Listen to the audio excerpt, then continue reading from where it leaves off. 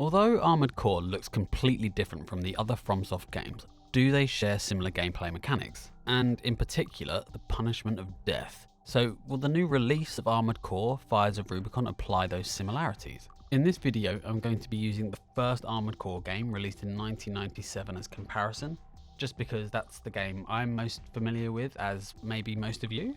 The game begins similarly to many of the FromSoft IPs by dropping you, a mercenary, altogether unprepared with no idea what to do other than to destroy 2 training mechs for a test battle to become part of the Raven's Nest, an organisation with secret ill intentions servicing the mercenaries that join.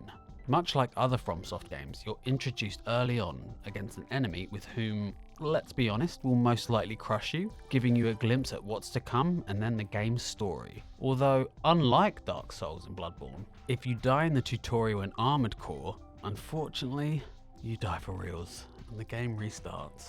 Which, yeah, to be fair, is a slightly harsher punishment, but games were just harder back then. It's been 9 years since the last Armored Core and 25 years since Armored Core for PS1. Almost a 25-year anniversary announcement, really. So with players so used to the FromSoft formula, will Armored Core Fires of Rubicon help players transition?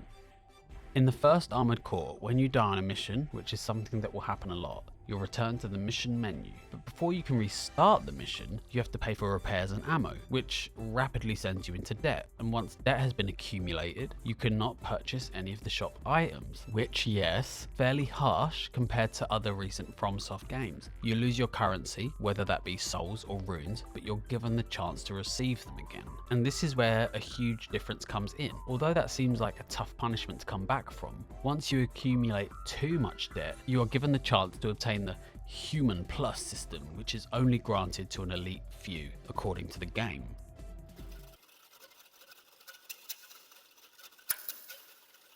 Is this the subject for our next experiment? Yes. His papers say he was a raven. Ah, so he took the usual route here.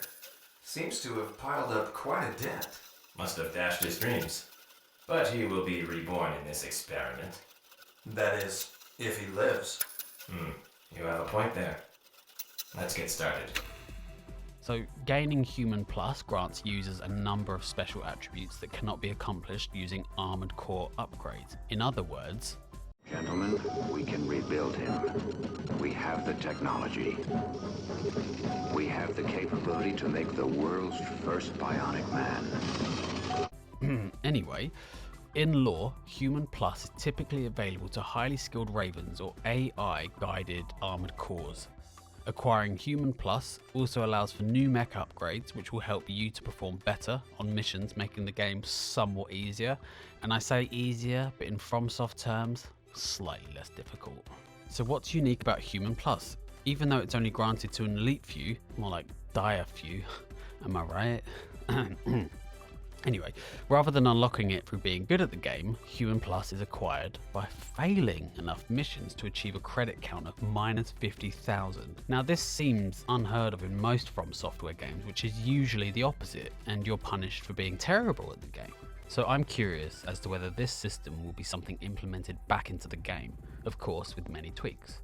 Personally, I think this system does have a place in a modern day FromSoft. As we know, Masura Yamamura has been the main director of the game, who was also the director of Sekiro, and they have confirmed in terms of new mechanics a posture system perhaps similar to Sekiro, which encourages aggressive and action-based engagement, where your attacks can break an enemy posture and inflict a critical hit. Sounds familiar. Then perhaps we will also see the return of a similar mechanic to Dragonrot, where maybe your mech becomes rusted or marred, and in order to repair your mech, you will need to pay for repairs, which will in turn accumulate debt, which can be paid off finishing missions, and maybe by completing various tasks set within each mission. For example, taking no damage or finishing within a certain time limit will grant you extra money or credits. And while this does seem perhaps like a tedious mechanic, maybe you'll find similar items within missions that grant you extra points of credits, similar to how Golden Runes or Heroes Runes work in Elden Ring. So with all that, what do you think the new Armored Core game will be like? Will it follow the formula, or will it introduce something new? Let me know, and thank you for watching.